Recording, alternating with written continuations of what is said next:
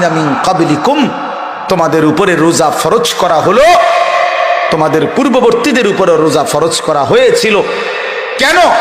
কেন? লাআল্লাকুম তাত্তাকুন, আল্লাহ বলে যেন তোমরা মুত্তাকি হতে পারো, যেন তোমরা মুত্তাকি হতে পারো। প্রশ্ন হলো মুত্তাকি হলে কি লাভ? আল্লাহ বলছে উইদ্দাত লিল মুত্তাকিন, মুত্তাকিদের জন্যই জান্নাত বানানো হয়েছে, জান্নাত বানানোই হয়েছে মুত্তাকিদের জন্য।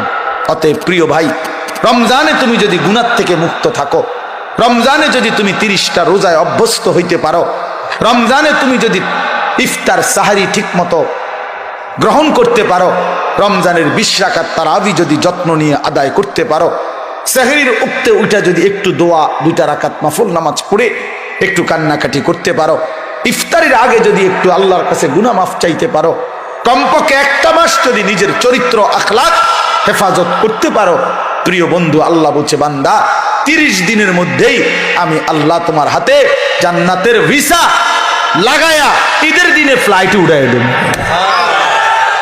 ঈদের দিনে ফ্লাইট 30 দিন। যেদিন রমজানের চাঁদ উঠবে সেদিন ইমানের পাসপোর্ট দিবা, আর আমি আল্লাহ 30 দিন আমার হুকুম মানবা, 30 দিন পরে আমি তাকওয়া নামের জান্নাতের ভিসা লাগাই দেব। এখন ইমানের পাসপোর্ট আর তাকওয়ার ভিসা রেডি, ঈদের দিন ফ্লাইট। পাসপোর্ট ভিসা হইলেই তো ফ্লাইট, ঈদের দিন ফ্লাইট হবে, জান্নাতের ফ্লাইট। কি হাদিসে আছে এটা?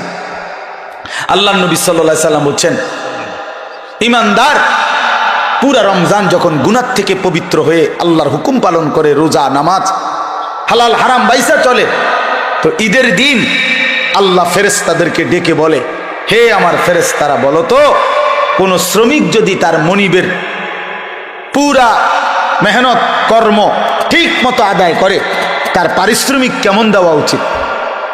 তখন ফেরেশতারা বলে, রব্বুল আলামিন, এটাই তো ইনসাফ বিবেকের দাবি, যে যেহেতু শ্রমিক তার কর্ম মেহনত ঠিক মতো আদায় করেছে, অতএব তাকে তার পূর্ণ প্রতিদান, পূর্ণ মজুরি দিয়ে দেওয়া, এটাই তো দাবি, এটাই তো বিবেকের কথা। তখন আল্লাহ প্লিজ সবাই লাইক, কমেন্ট আর চ্যানেলটি সাবস্ক্রাইব করে দিও, আর তোমাদের কেমন গল্প শুনতে ভালো লাগে বলিও।